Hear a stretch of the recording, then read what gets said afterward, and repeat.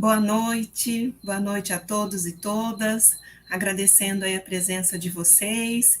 Então, nós estamos aqui mais uma vez numa ação do projeto de extensão Conexões EFORGEL para apresentar a sexta palestra, o projeto de extensão pela UFMS no edital EXT 2021 e que prevê um ciclo de palestras com temas relacionados ao ensino, à formação docente, o conhecimento geográfico e o contexto do ensino remoto decorrente da situação de pandemia. Essa última, felizmente, já um pouco distante de nós, decorrente da vacinação, que nos permitiu retomar, então, as atividades presenciais. E essa questão, ou seja, a pandemia já faz uma ponte, e a vacina, e consequentemente a vacinação, faz uma ponte muito especial no encontro de hoje, para falarmos de conhecimento, os métodos científicos que são tão importantes para a vida de maneira geral.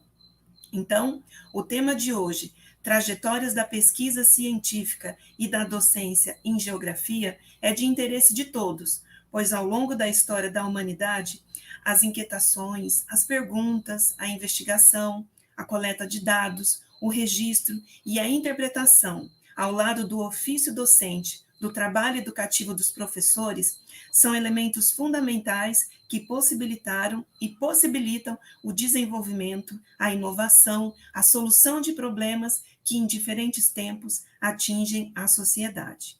Meu nome é Valéria Rodrigues Pereira, docente do curso de Geografia do campus de Três Lagoas, coordenadora deste projeto de extensão, que com muita satisfação agradece a presença de vocês e especialmente dos nossos convidados que aceitaram gentilmente este convite.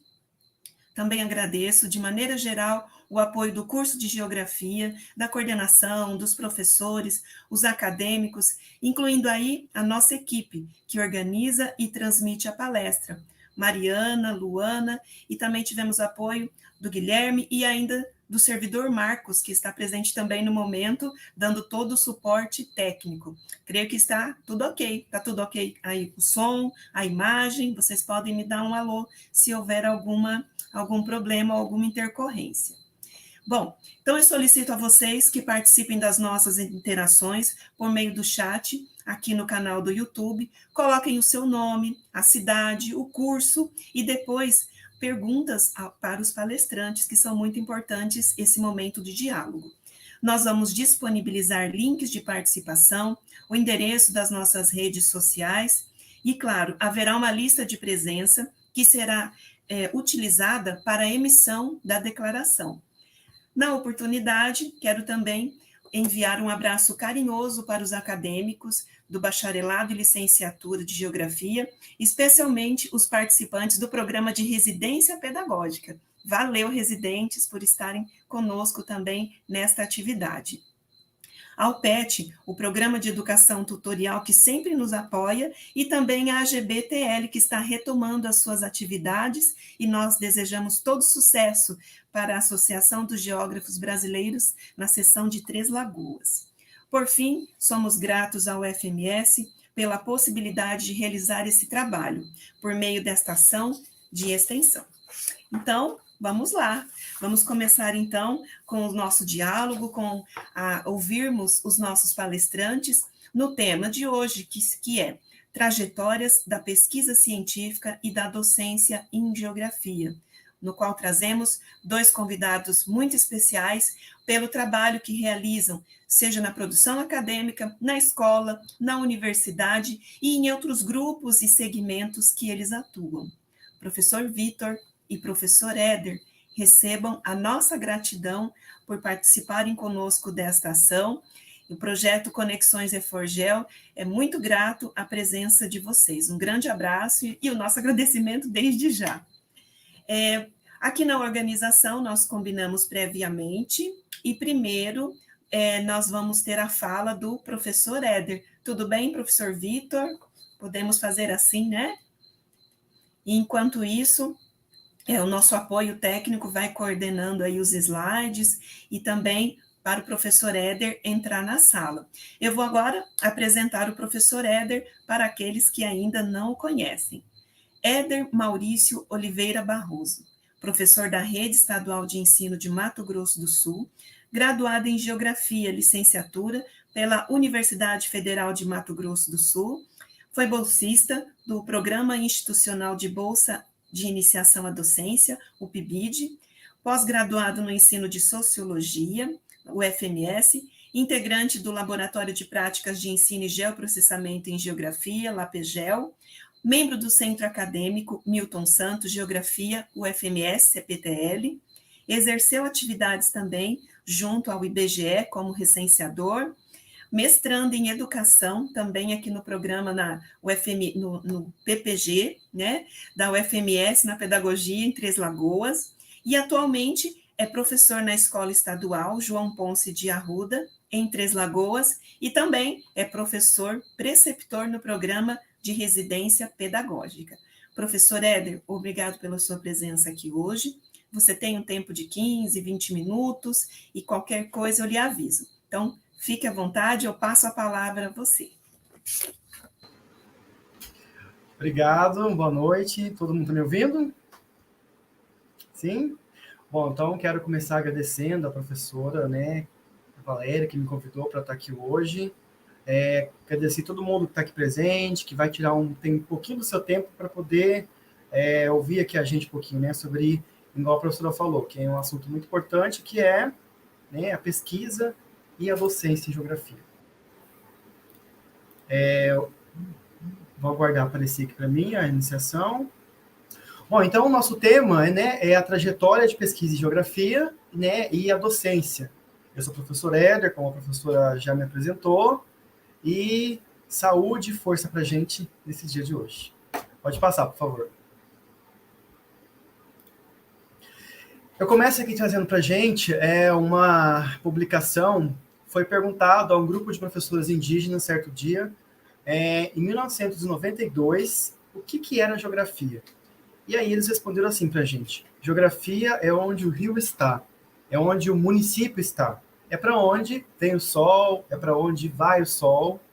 E esse rio vai para onde? A geografia é divisão de águas. É igarapé, é igarapó, é lago, é açude, é mar.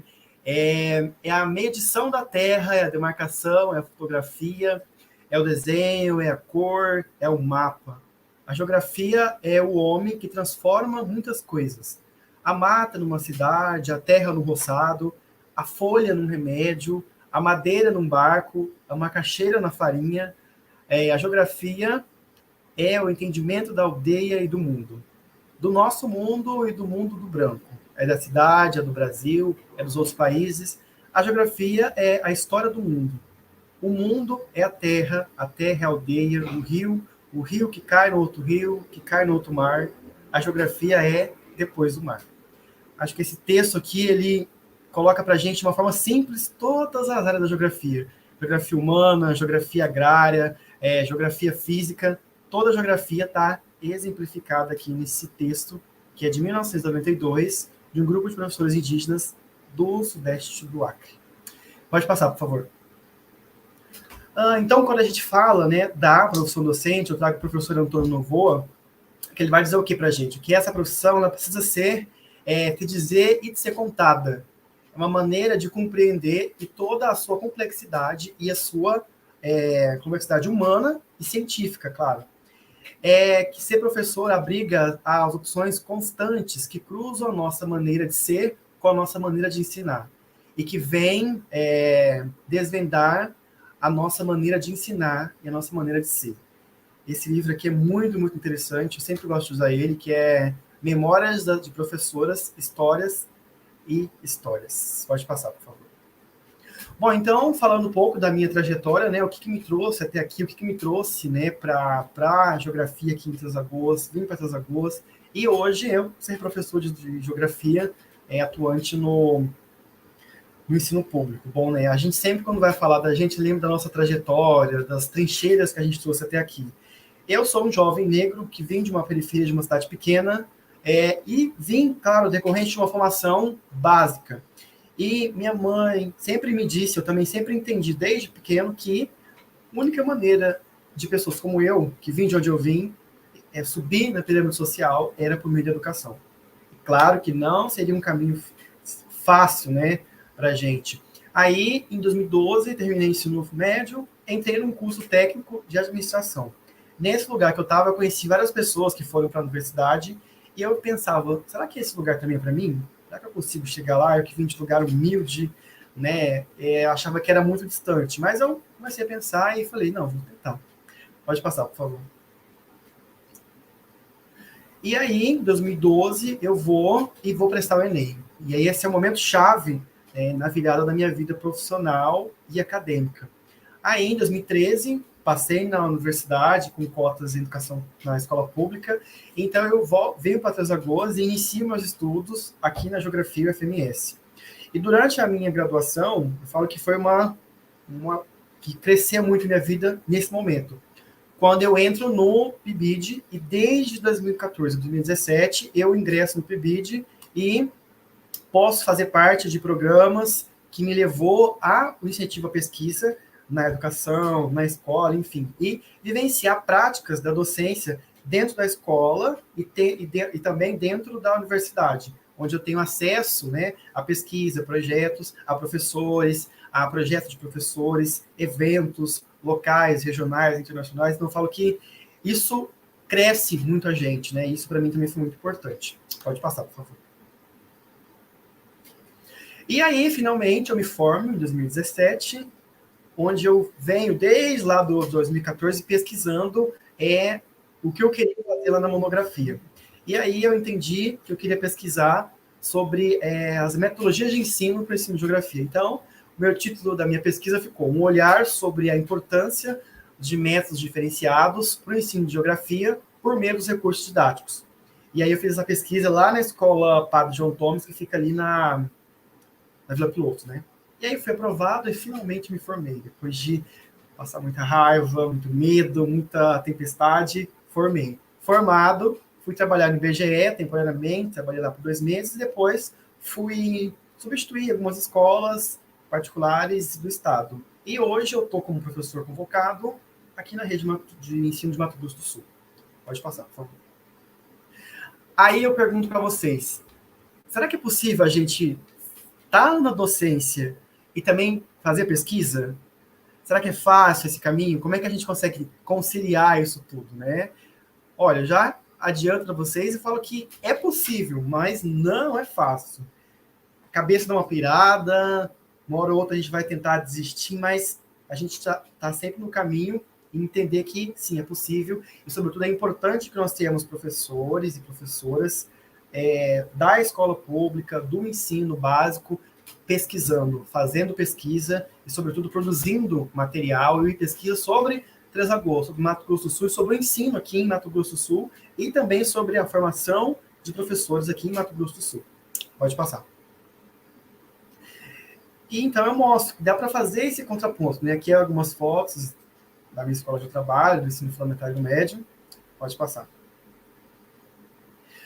Bom, aí eu separei aqui para a gente entender. Quando eu estava na graduação, a gente sempre pensava, será que eu posso pesquisar? Como é que eu posso pesquisar dentro da educação, dentro da escola? Então, eu separei aqui para a gente alguns temas que, para quem está assistindo a gente, quer ingressar na área da pesquisa e também na docência, entender o que a gente pode pesquisar. E aí uma gama gigantesca de pesquisa que a gente pode fazer. Então, começando pela docência, currículo e processos culturais, educação em linguagem, metodologias para ensino de geografia, educação e informação, políticas públicas, educação especial e processos evolutivos, formação de professores, educação e diversidade, ensino e aprendizagem de geografia.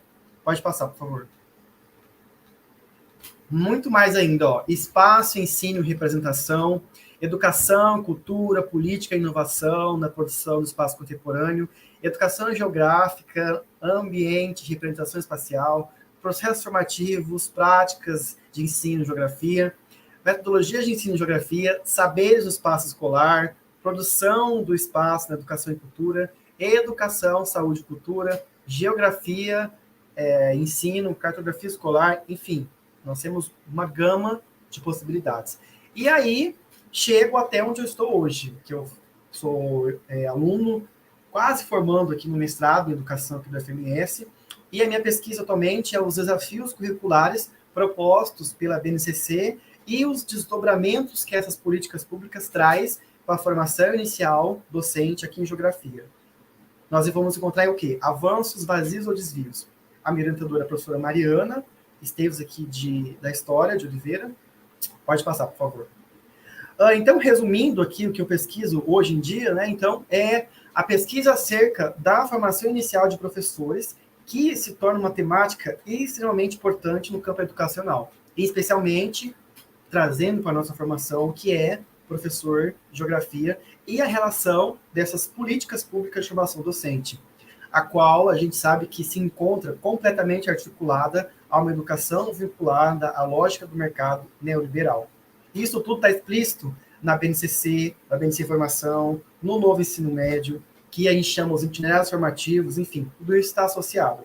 Então, a gente pesquisa os impactos dessas reformas em 2 cursos de licenciatura para a gente poder fazer um comparativo, a UFMS e a Unopar.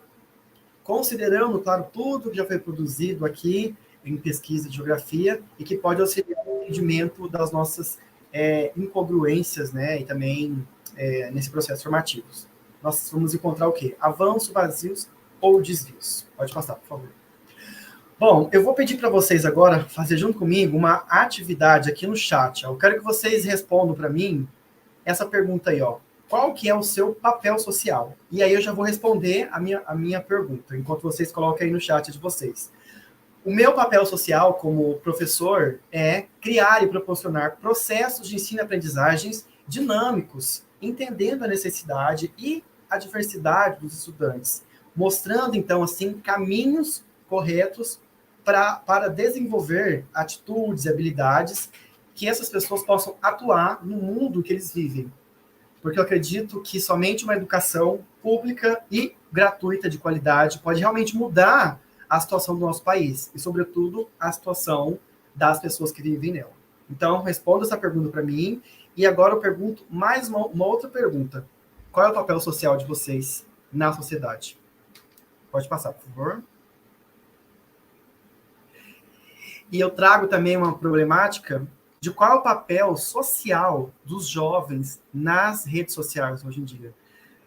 Eu não preciso nem falar muito aqui, né? O quão poder tem as redes sociais para os jovens hoje em dia, sobretudo para o bem e para o mal. A gente está vendo aí, né, que a educação vem sofrendo vários ataques de vários lugares, deixa todos os educadores com medo de trabalhar, de atuar, alunos, estudantes. Então a gente reflete um pouquinho com essa pergunta também. Qual o papel social dos jovens nas redes e no uso da internet? Responde lá para mim também no chat. E vamos finalizar, então, pode passar.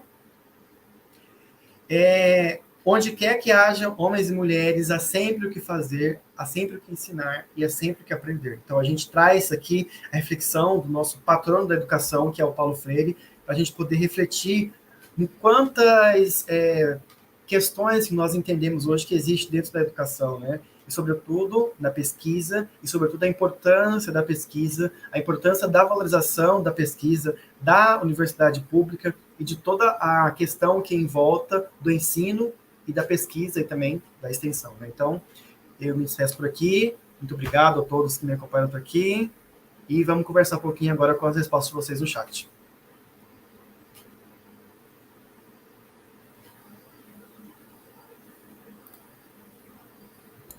Acho que agora sim.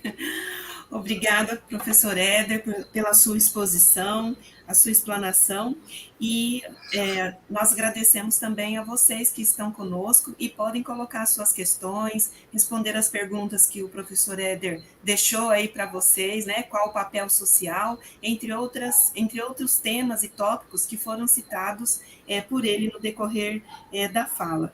Éder, você fica conosco, nos acompanhando, porque após a fala do professor Vitor, nós vamos sim fazer aquela rodada de diálogo que é tão rica e tão importante neste momento em que a gente está aqui interagindo com diferentes pessoas, com diferentes formações, com diferentes sujeitos, e para pensar a educação, a docência, a ciência e, claro, né, a pesquisa científica de maneira geral.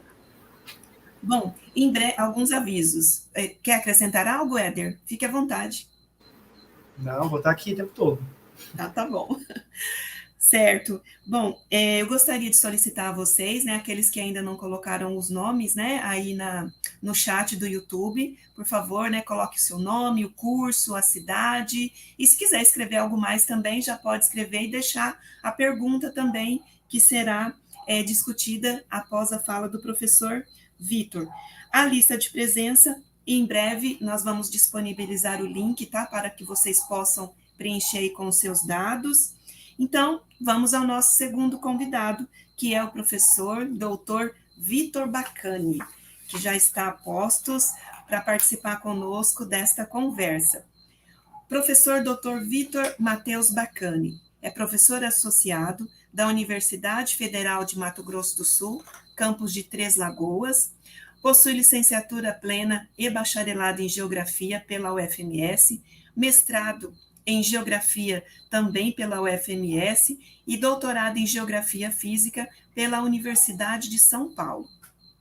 Desenvolveu seu estágio de pós-doutorado no Laboratório de Rennes, na Universidade de Rennes, na França, onde atualmente é pesquisador membro associado. É docente permanente dos cursos de mestrado e doutorado em Geografia da UFMS, no campus de Três Lagoas, e do curso de mestrado em Geografia do campus de Aquidauana. É docente, colaborador do mestrado em Recursos Naturais da FAENG, UFMS, em Campo Grande. Foi coordenador do programa de pós-graduação em Geografia em Três Lagoas e tem atuado como consultor ad hoc para várias revistas científicas. Tem experiência nas áreas de sensoriamento remoto, sistemas de informação geográfica, modelagem de sistemas ambientais, bacias hidrográficas, pedologia, zoneamento ambiental, ordenamento territorial e Pantanal. Professor Vitor, gratidão pela sua presença aqui hoje, e você também tem um tempo de 20 minutos, de 15 a 20 minutos, se passar um pouco mais também não tem problema, e qualquer coisa nós lhe avisamos. Fique à vontade. Tá ótimo. Então, boa noite a todos e todas. Gostaria de iniciar agradecendo imensamente a professora Valéria, coordenadora do Airforgel. Gostaria de agradecer pela oportunidade a todos aqui presentes, aos acadêmicos, aos já profissionais, ao professor Éder, pela oportunidade de compartilhar esse momento, né, e estarmos aqui juntos discutindo um pouco questões relacionadas à docência e à pesquisa científica. Então, é sempre muito prazeroso falar daquilo que a gente faz, e nesse sentido eu fico mais uma vez muitíssimo agradecido pelo convite e acredito que vai ser muito proveitosa essa noite aqui. Tá? Então, pode passar o próximo, por favor. Para iniciar a nossa fala, eu havia conversado com a professora Valéria para tratar um pouco mais aqui na nossa conversa de um enfoque voltado para a pesquisa. Eu inicio nossa conversa hoje com a pergunta do que é pesquisa científica. Qual é a nossa compreensão em relação à pesquisa científica? Então, de uma maneira geral, que não vai ser o foco nosso da conversa, mas só para iniciar o debate, a gente vai balizar a pesquisa científica pelo método científico, que de uma maneira geral difere do conhecimento do senso comum. Então, o método científico, ele nos é muito caro quando a gente fala em termos da pesquisa científica.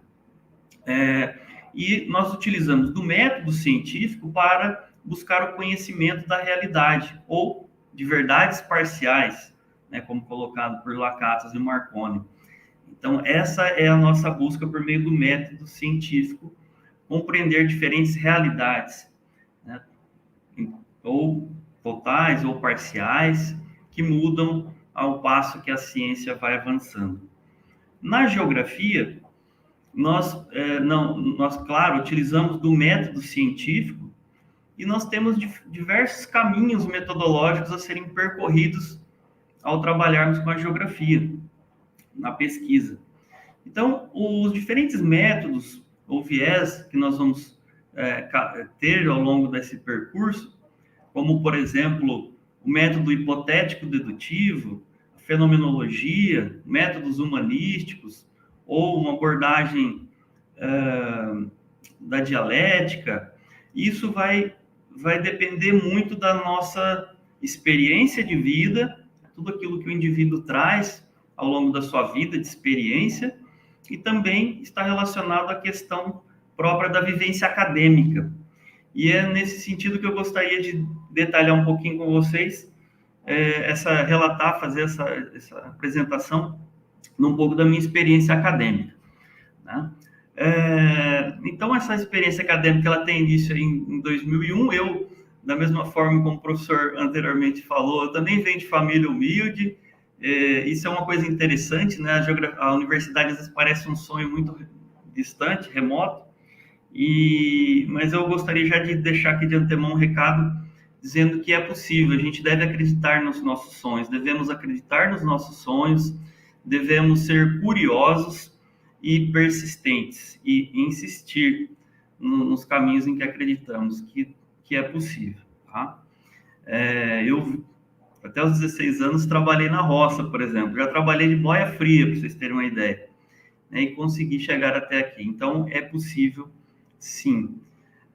Então, o início dessa caminhada em 2001, com estágios, tivemos a oportunidade de participar de capacitação, cursos de capacitação, aí, mais uma vez, a importância da extensão na pesquisa, por sua vez, se relaciona com o ensino também. Então, por meio de um projeto de extensão à época, ainda no início de 2001, nós tivemos a oportunidade, inclusive o professor Mauro também participou, e também, em decorrência disso, passamos num processo seletivo para começar um estágio na prefeitura em 2001, aqui de Três Lagoas, que nos abriu muitas portas para trabalhar à época com AutoCAD, né, no Cinturão Verde. E depois nós tivemos a oportunidade de realizar estágios também na Unesp, aqui próxima, para buscar se aprofundar em alguns conhecimentos que nós estávamos ali tateando, né, iniciando, e logo na sequência vem a iniciação científica, que à época não era disponibilizada para acadêmicos logo no primeiro ano. Infelizmente, só podíamos começar a partir do segundo, mas isso não foi óbvio. No segundo ano, nós demos início à iniciação científica. Eu fui trabalhar à época no Pantanal. Só um detalhe antes disso um pouco, eu tinha muito interesse pela geografia humana, lia no primeiro ano Milton Santos bastante. Então, foi uma das coisas que me chamava muita atenção, mas curiosamente, por isso que eu digo que a trajetória acadêmica, ela também influencia muito o nosso direcionamento, as oportunidades que nos aparecem, né? E apareceu essa oportunidade de trabalhar no Pantanal, eu abracei, né, e fui fazer a iniciação científica para trabalhar com monitoramento de lençol freático em Lagoas Salinas, no Pantanal da Ecolândia. Então, foi uma fase de muitas descobertas, né? Bastante interessante. Próximo, por favor. Depois, passando, isso foi de 2001 a 2004, em 2005 eu já consegui dar sequência aos estudos no mestrado. Então, no mestrado tivemos a oportunidade de dar continuidade a essas pesquisas, fazer um aprofundamento em questões que até então eram vistas mais no campo de estágio. Nós não tínhamos muitas práticas ainda de sensoriamento remoto, por exemplo, tínhamos que buscar lá fora, essas partes, era tudo muito novidade, e no mestrado foi a oportunidade de aprofundar esses conhecimentos que eu fui fazer no campus de Aquidauana, da UFMS. Durante esse período também eu tive a oportunidade de realizar estágio no laboratório de sensoriamento remoto da USP, junto ao saudoso professor Ailton Luchiari, que mais tarde vem a ser o meu orientador no doutorado, e isso também me auxiliou por demais com esse novo olhar em termos de conhecimento da tecnologia do sensoriamento remoto, né? Que a gente pôde combinar com o do Pantanal. Próximo, por favor. Aqui alguns exemplos só dos trabalhos que nós fizemos lá, monitorando tanto as mudanças de uso e cobertura da terra, quanto uma análise das transformações em detalhes numa outra escala de unidades de paisagem preservadas e unidades de paisagem transformadas, numa área desmatada de uma lagoa salina e o outro lado preservado. Então, nós fizemos uma análise microclimática e pedológica dessas diferenças também. Tá? Próximo, eu não vou detalhar aqui, entrar nos detalhes das pesquisas, porque eu acho que não é muito o foco, né, da conversa, é mais fazer um apanhado geral das experiências. Aqui, exemplo, trabalho nosso lá no Pantanal, de tradagens, de medidas com abrigos, microclima. Próximo, por favor, pode passar. Depois, no doutorado, nós tivemos a oportunidade de ir para uma outra área, né? Então, tive a oportunidade de trabalhar no Planalto. Até então, as pesquisas até o mestrado foram voltadas para o Pantanal. E no doutorado, vem a proposta do professor Ailton Luchiari, à época, que infelizmente faleceu em 2016, meu orientador. Mas ele, na época, fez essa proposta. Não, vamos trabalhar em São Gabriel do Oeste, no norte de Mato Grosso do Sul, Coxinha, aquela região ali de Camapuã, São Gabriel do Oeste, porque tem a questão da agricultura forte ali. Então, vamos analisar essa expansão. Essa foi a nossa experiência lá, trabalhando com zoneamento ambiental. Em 2009, eu ingresso como docente e pesquisador no campus de Aquidauana, ainda fazendo doutorado em São Paulo, e ali eu tive a experiência de conduzir alguns projetos iniciais, projetos de extensão para oferta de cursos de Spring, que à época era ainda, de certo modo, uma novidade lá para a região, né, para as pessoas. Então, foi uma oportunidade muito boa, integrativa, com o pessoal externo à universidade, a UEMS, lá que foi parceira também. Foi uma experiência muito bacana.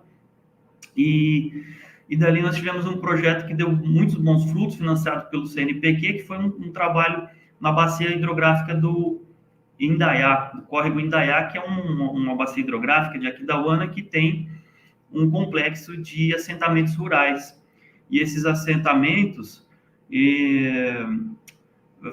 acabaram sendo algo que chamou muita atenção, que deu muita visibilidade para o projeto, né, o fato de a gente aplicar essas análises voltadas para estimativas de perda de solo, zoneamento.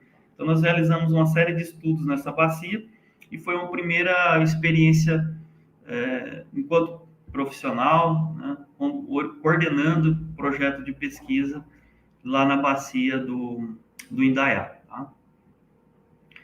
Depois nós tivemos alguns outros projetos, um projeto Biota, que foi um edital financiado pela Fundect em 2015, para trabalhar na bacia hidrográfica do Rio da Prata, na região de Bonito e Jardim, onde nós desenvolvemos uma série de estudos também, que renderam vários frutos, dissertações de mestrado, estágios de pós-doutorado. Então, uma série de trabalhos foram desenvolvidos inicialmente com um enfoque voltado para o zoneamento ambiental, que era uma proposta metodológica que a gente tinha desenvolvido no doutorado, né, e o ordenamento territorial, que mais tarde se desdobra para a modelagem dinâmica. Próximo. Em 2014, eu tive a oportunidade de realizar o estágio de pós-doutorado na França, na Universidade Rennes 2. Foi um momento de muito aprendizado também, tanto do ponto de vista de novas descobertas metodológicas, quanto da experiência de vida pessoal também, que foi um grande desafio. Era um sonho estudar na França. Desde o início da graduação, nós vislumbrávamos essa oportunidade. Então, foi uma experiência bastante rica, com muitos desafios. Nem tudo são flores. Não foi tão fácil assim quanto eu imaginava, né? Vou morar fora do Brasil, mas foi uma experiência bastante enriquecedora. Então, próximo. E por meio dessa experiência lá fora, eu tive contato com trabalhos voltados à modelagem de mudanças da paisagem. Ou seja, aquilo que nós já vimos fazendo, que era uma modelagem, ou seja, uma representação aproximada da realidade, utilizando sistemas de informação geográfica, de sensoriamento remoto. No entanto, a gente faz um movimento no caminho dessa modelagem dinâmica. Tá? Então, deixa eu passar mais um, por favor. Os sistemas de informação geográfica, as geotecnologias, de uma maneira geral, elas evoluem a partir de uma visão estática, de representações cartográficas estáticas daquilo que nós entendemos como espaço geográfico. No entanto, muito das coisas que acontecem na paisagem são dinâmicas. A chuva, por exemplo, o escoamento da água superficial, a infiltração, os processos erosivos são processos dinâmicos. As alterações na paisagem, o desmatamento, a expansão urbana, Então, a cada dia tem uma casa nova sendo construída aqui na cidade, tem uma nova área de eucalipto que está sendo plantada, uma área que era antes pastagem, não é mais, enfim. Então, você tem essas transformações muito dinâmicas. E é nessa direção que os estudos nossos têm avançado mais recentemente, na direção da modelagem dinâmica, ou seja, de monitoramento das mudanças na paisagem, com um olhar não apenas para o espacial, ou seja, para observar onde as coisas acontecem, mas também, sobretudo, quando as coisas acontecem. E a partir dessa abordagem é possível nós realizarmos simulações. Então, nós trabalhamos buscando compreender de que maneira forças direcionadoras, ou seja, quais são os impulsos que estimulam as mudanças na paisagem, e a partir daí nós conseguimos realizar, por exemplo, simulações de cenários futuros, pensando como estará a paisagem a qual nós estamos analisando daqui a 10, 20, 50, 100 anos. E, por meio disso, nós conseguimos trabalhar, por exemplo, com recomendações de uso mais adequado, fazemos direcionamento para tomadas de decisão mais assertivas, enfim. Então, é nesse sentido. Próximo, por favor. Mais especificamente, a gente tem trabalhado com modelos denominados cadeias de Markov e autômatos celulares, que são modelos matemáticos e probabilísticos que nos auxiliam a identificar quando e onde as mudanças poderão ocorrer na paisagem. Tá? Então, a partir dessa análise probabilística, a gente consegue, em combinação com uma análise multicritério, ou seja, olhando para vários fatores que influenciam as transformações da paisagem, prever quando poderá ocorrer uma mudança. Próximo, por favor. Então, a gente consegue prever... desculpe, eu achei que fosse ter uma mudançazinha ali no interior, no slide anterior, mas sem problema. Então, a gente consegue prever onde vai acontecer essas mudanças. Mais recentemente, a gente tem usado a inteligência artificial também para nos auxiliar nesse processo de identificação dessas mudanças e previsões do que poderá acontecer. Aqui eu trago um breve resultado de uma experiência ainda do pós-doc, onde nós realizamos essa modelagem dinâmica para o Pantanal da Ecolândia. Próximo, por favor. Aqui um exemplo rápido, que eu não vou também, por conta do tempo, poder entrar em detalhes, mas só para vocês terem uma ideia, nós realizamos as mudanças inicialmente do uso e cobertura da terra, por meio de imagens de satélite, dados de campo. Próximo. Então, como resultados, a gente tem aqui o mapeamento por Pantanal da Baixa Ecolândia dos anos de 85, 99, 2007, 2013, para o período que nós analisamos, verificando o avanço da pastagem sobre a vegetação nativa de cordilheira. Aqui um exemplo de validação do modelo, ou seja, para nós falarmos em cenário futuro, a gente fazer um mapa de como vai estar 2030, 2040, não é só apertar o botão e gerar o mapa, isso seria muito fácil. Existe todo um conjunto de procedimentos que envolvem vários testes para que consigamos chegar numa estatística aceitável, que seria um índice capa de concordância de 0,83 pelo menos, 0,8 pelo menos. Então, aqui a comparativa entre o mapa real e o simulado em A e B, a gente vê uma semelhança visual bastante alta. Aqui embaixo seria o mapa do erro, identificando onde estão os erros, como está a distribuição espacial desses erros, se estão concentrados, se estão bem distribuídos. Próximo, por favor. Depois que a gente faz a validação, aí sim nós vamos para a simulação. Próximo.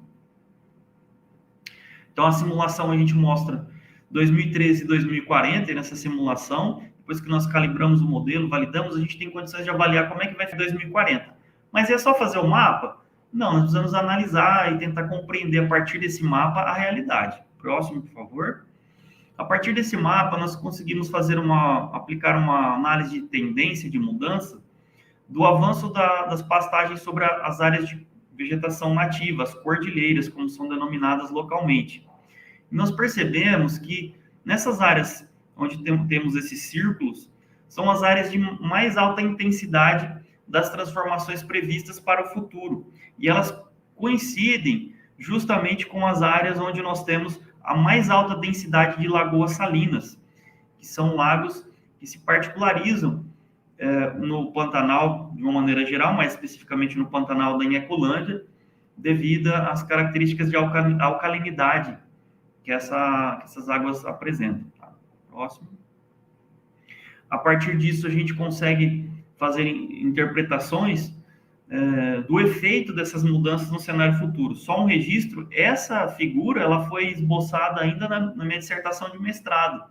À época, quando estudamos de um lado preservado, que eu mostrei para vocês, e o outro desmatado, então nós propusemos esse modelo de um ambiente com alterações ambientais, onde a lagoa salina antes era preservada, só recebia água dominantemente subsuperficial, tá? Porque lá o balanço hídrico no Pantanal é negativo, evapora mais do que chove, então a grande parte das águas que chegam a essas lagoas, que abastecem esses lagos, são subsuperficiais. Com o desmatamento, você tem um rebaixamento dessa superfície e entrada de água ácida. A entrada de água ácida reduz o pH e promove alterações significativas nesse ambiente. Próximo.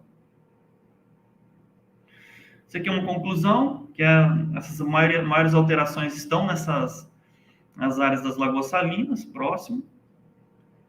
Aqui, para finalizar, pessoal, por conta do tempo, mais recentemente, eu tive a oportunidade de ser contemplado aí com a Bolsa de Produtividade do CNPq, onde também me abriu uma série de outras portas e possibilidades para avanço na pesquisa. Mais recentemente, nós temos trabalhado com o uso desses modelos dinâmicos voltados ao monitoramento ou avaliação de estoque e sequestro de carbono. Então, nós estamos trabalhando no projeto Carbono Neutro de Mato Grosso do Sul, cujo objetivo geral é avaliar o estoque de carbono desde o passado até o presente e também realizar simulações de cenários futuros. E nós estamos trabalhando também com dois tipos de cenário. Um cenário de mudanças atuais, considerando as mudanças que ocorreram no passado, como ficará o futuro, e também estamos modelando, com o uso de inteligência artificial, como ficará o futuro numa perspectiva conservacionista, ou numa perspectiva de proteção florestal. Então, com isso, a gente consegue, inclusive, valorar, por meio de um modelo que nós estamos trabalhando, monetariamente, qual é o custo social da tonelada de carbono estocada na paisagem, por meio desse mapeamento de uso e cobertura da terra e de simulações de cenários futuros baseado em modelagem dinâmica. Então, é basicamente isso. Eu gostaria de, mais uma vez, deixar meus agradecimentos. Muitíssimo obrigado, professora Valéria, a todos presentes. Fico à disposição. Obrigada, professor Vitor. Nós que agradecemos a sua contribuição, a sua fala, nos permitindo conhecer um pouco mais do seu trabalho, da sua trajetória acadêmica, a sua trajetória de pesquisa. Foi realmente assim muito enriquecedor. E a gente vai ampliar essa conversa nos nossos diálogos aqui, que a gente tem um tempo, e eu vou passar as perguntas. E antes de passar as perguntas, eu gostaria que vocês acessassem aí o formulário da lista de presença, que já está disponível aí no chat, para vocês colocarem os dados, e também tem uma perguntinha assim bem simples para que vocês possam responder. Acho que era esse o recado principal. E antes de passar as perguntas aqui do chat, eu tenho assim uma curiosidade e uma inquietação, porque falar de pesquisa é essa inquietação que nos move, e falar da educação e do ensino também. O nosso projeto aqui ele teve uma preocupação quando ele foi pensado nesse contexto de pandemia. Então, assim, a pergunta que eu gostaria de fazer inicialmente aos dois, já que a gente tem esse tempo, né? Como que vocês enfrentaram ou refletiram sobre esse impacto da pandemia, do ensino e do trabalho remoto? Como que foi isso para vocês enquanto pesquisador, enquanto educador, enquanto profissional? Posso ouvir primeiro o professor Éder? Depois você, Vitor. Obrigada. É muito importante essa pergunta, Valéria, porque esse momento pandêmico que nós vivemos, ele trouxe mudanças significativas e vejo algumas com sequelas até hoje, para o ensino, sobretudo o ensino básico, né? De um dia para a noite, no mês de março, nós, professores da educação pública, tivemos que trabalhar remotamente, sem ter nenhum tipo de preparo, sem nenhum tipo de material, sem ter nenhum tipo de, enfim, de nada. De um dia para o outro, a gente trabalha de casa. Então, a gente começamos perdendo totalmente privacidade. Não tinha horário de trabalho, perdemos totalmente as nossas celulares, virou uma loucura, redes sociais. Tivemos que investir do próprio bolso em equipamentos que a gente teve que providenciar, computador, câmera, fone, impressoras, enfim. Isso falando da parte estrutural. Quando a gente fala da parte do ensino e aprendizagem, aí o abismo se aprofunda muito mais, porque quem dos nossos estudantes da rede pública, quantos deles têm acesso à internet? Pouquíssimos. Quantos deles têm uma estrutura em casa para receber um material didático impresso e trabalhar isso com os pais em casa? Pouquíssimo. Então, nós temos uma estrutura lá atrás muito fragilizada, que quando chegou isso daqui, totalmente quebrou a estrutura. Aí a gente começa a ter aquelas tentativas de voltar para a escola, aí, enfim, graças a Deus, graças à ciência, vem a vacina. Que foi o que nos salvou, claramente, em todos os lugares. E aí a gente recebe estudantes mentalmente fragilizados, com questões socioemocionais gigantescas, e que a gente recebe até hoje. A gente já está num momento tranquilo, né, da pandemia, só que nós temos defasagens enormes que vão durar, acredito que muito, muito tempo dentro da educação. E aí, falando, né, do ensino básico no estado de Mato Grosso do Sul, o Estado ele interferiu em algumas questões, só que só agora, esse ano, por exemplo, foram criadas algumas recomposições de aprendizagem dentro de algumas áreas do conhecimento. No ensino fundamental, somente português e matemática, para recompor essas aprendizagens que foram perdidas ao longo desses 2 anos. Lá no ensino médio, foi colocado algumas outras aprendizagens, por área de conhecimento, desde as ciências humanas, passando por todas as ciências, até matemática também. Mas, assim, é muito triste a gente ver o ensino como está, né? Não estava num lugar muito confortável e agora ainda mais fragilizado. Obrigado, Éder. Pode falar, Vitor, fica à vontade. Tranquilo. Não, concordo plenamente com a maioria das coisas, né, que foram colocadas aí pelo professor Éder. Só complementando, eu vejo que realmente nós fomos pegos pegos de surpresa, e sentimos aí um duro golpe, tanto em termos de ensino, quanto na pesquisa também. Né? Então, em relação ao ensino, sem dúvida, os prejuízos ainda, acho que virão, estão por aí, e iremos conviver por longo tempo ainda com esses prejuízos. A gente precisa pensar, inclusive, em estratégias para tentar amenizar e tentar minimizar, né, seria uma palavra, esses efeitos causados, porque no ensino, mesmo no ensino superior, eu vejo que nós tivemos muita dificuldade, até a universidade no início não conseguiu, tudo era novidade, né, agir da maneira mais rápida possível para fornecer equipamentos, infraestrutura, principalmente para os alunos conseguirem acompanhar, e nós também nos adaptarmos a essa nova realidade, né, a esses sistemas, a TICs, termos que até então para nós era tudo novidade, e a gente teve que ir aprendendo, fazendo cursos e ao mesmo tempo tendo que ensinar e lidar com toda a situação complexa do momento, né? Então foi um desafio bastante grande. E em relação à pesquisa também eu vejo que teve prejuízos enormes, principalmente em relação aos trabalhos de campo, né, que os acadêmicos da pós-graduação também que estavam dependentes de trabalho de campo. Então, a gente viu prorrogações em massas aí na pós-graduação, que teve que se fazer, foi necessário, mas, sem dúvida, é um prejuízo de uma maneira geral que fica, que não tinha como ser diferente. Né? Se a gente pegar a nossa produção, mesmo produção científica, tudo caiu desse período. De uma maneira geral, foi muito difícil para nós de avançarmos nessa direção. Acho que basicamente é isso. Sim, na pós-graduação mesmo teve um problema muito grande também, porque eu entrei no mestrado na pandemia. Então a gente teve que se adaptar em tudo, né? Em estudo também, nas produções. E a nossa saúde mental foi muito fragilizada nesse período. né? Então, a gente viu muitos mestrandos e mestrandas adoecendo, tivendo que prorrogar seus prazos. Então, isso tudo também ainda é uma consequência, né? Uma sequela desse período pandêmico. E também atrasa a pesquisa, né? A pesquisa também nasce do mestrado, do doutorado, é um grande campo. Então, tudo isso também interferiu nas produções. Sim, né? Obrigada.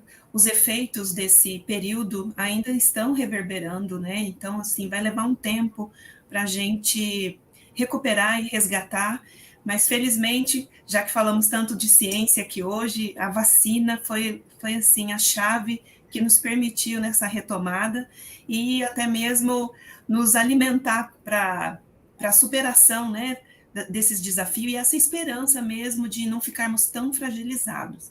Mas vamos às perguntas, que agora o nosso tempo foi.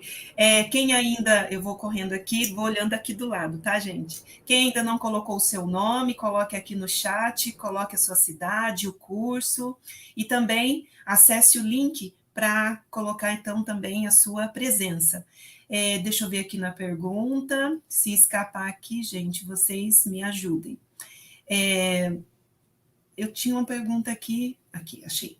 Professor Éder, nesse momento de muito obscurantismo e de aumento das pessoas que são anti-ciência, qual a maior dificuldade? É a relação da conscientização dos alunos ou dos pais dos alunos? Então, uma questão bem ampla, que o Éder e também o professor Vitor podem responder, e eu vou colocar mais uma pergunta que tem aqui. Espera aí, só um instantezinho. Professor Vitor, como o senhor vê... Gente, eu não falei quem fez a pergunta, né? Me perdoe. Eu não falei quem fez a pergunta. Foi o Marcos Bocato que fez a primeira pergunta, tá, gente? Foi o Marcos. E agora a segunda pergunta é a pergunta do Bruno Henrique.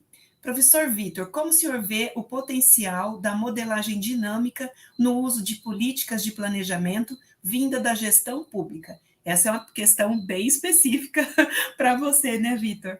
Então, pode ir respondendo, então, essa primeira pergunta, que é do Marcos, e a segunda do Bruno. Depois a gente tem mais uma também. Obrigada. Pode responder? Tentar responder? Marcos, essa pergunta é muito interessante e importante. Bom, isso que você está chamando aí de obscurantismo e de anticiência não é uma coisa que veio de ontem, né? Nem de anteontem. Ela vem, aí eu vou chamar de 4 anos atrás, para a gente refrescar a memória, para não dizer nem o nome específico, né? Vocês sabem do que eu estou falando, desse movimento que começou há 4, 5 anos atrás, 6 no Brasil, do ponto de vista político. Então, isso interferiu muito no pensamento de pais, alunos e estudantes. E a gente precisa lembrar um pouquinho também que a escola pública é um lugar de muitos conflitos. Conflitos sociais, conflitos de gênero, conflitos raciais, e também um lugar muito conservador. E a gente recebe estudantes que vêm, e pais que vêm também desse mesmo pensamento que você está falando. E é um desafio constante, porque a gente recebe uma geração de alunos hoje que tem esse pensamento também, porque isso vem de um pensamento de dentro de casa, infelizmente. Então, a gente, na verdade, precisa estar assim, eu vou chamar de pisando em ovos para tratar de alguns assuntos, sobretudo a gente que trabalha com geografia, que a gente tem uma amplitude de diversos assuntos para trabalhar, né? Então, a gente esbarra, assim, com questões horríveis dentro da educação. Terra plana.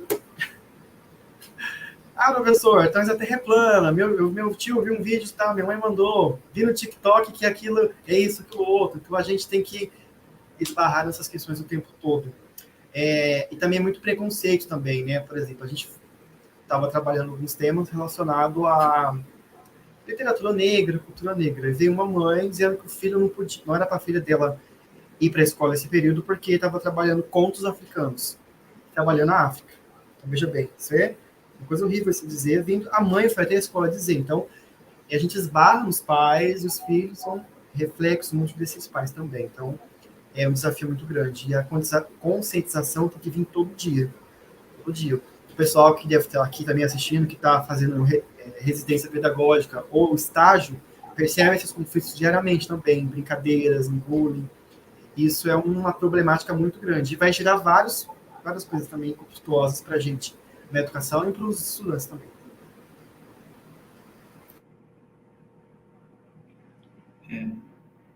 Eu posso falar?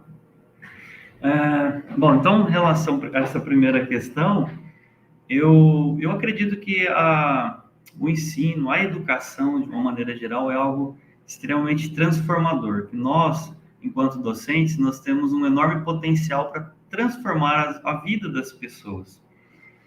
Sem dúvida, nós vivemos um momento complicadíssimo, muita dificuldade, né? Concordo também plenamente com a fala do professor Éder. Nós temos uma dificuldade muito grande, temos que tomar muito cuidado, às vezes, em como falar.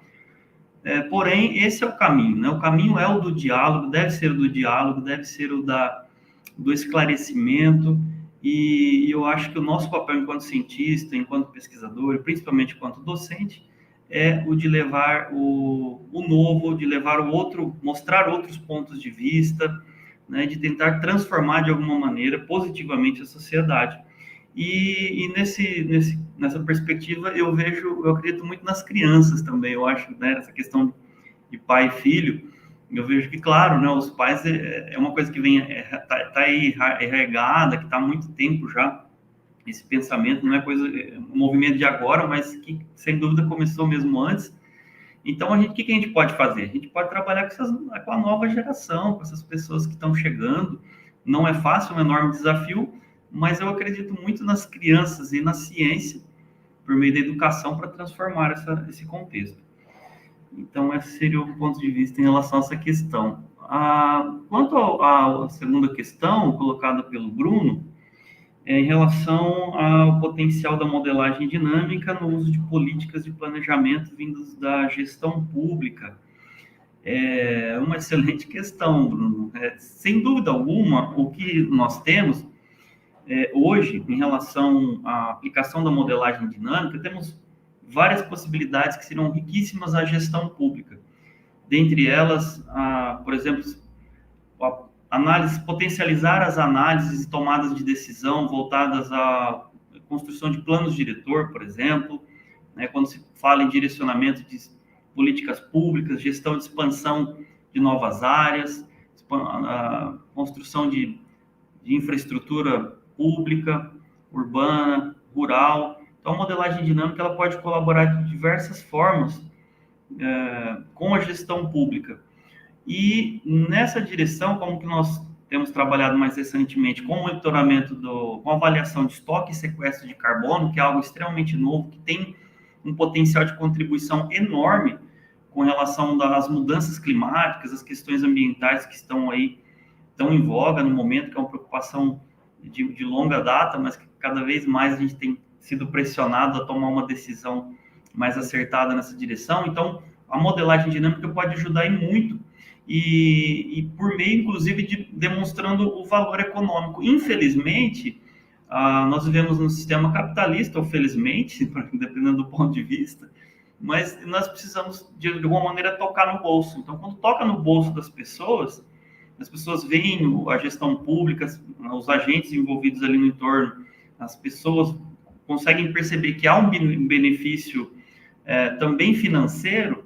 Existe um mercado de carbono que está em evidência, que está extremamente crescente atualmente. Então, eu acho que quando as políticas públicas também começarem a, de alguma maneira, se aproveitar melhor disso, a modelagem dinâmica poderá contribuir para alternativas e para soluções que, de fato, atendam não só aos interesses das grandes corporações, mas também que possa gerar algum benefício para quem está na ponta da linha, para a sociedade de uma maneira geral, né? Para o cidadão comum, para nós todos. Acho que é isso que a gente espera quando a gente fala em gestão pública, né? E a modelagem dinâmica, esses seriam alguns exemplos assim, de contribuição. Muito boa conversa, hein?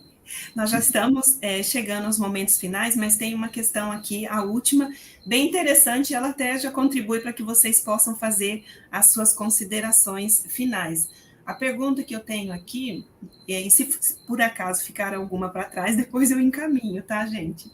É da Mariana, ela pergunta para os professores: quais dicas vocês podem dar para quem pretende pesquisar sobre ensino, educação, ou sobre sensoriamento remoto, utilizando o sensoriamento remoto. Então, aguardando aí, né, umas dicas da experiência de vocês e aproveitem para responder e também já coloquem as suas considerações finais.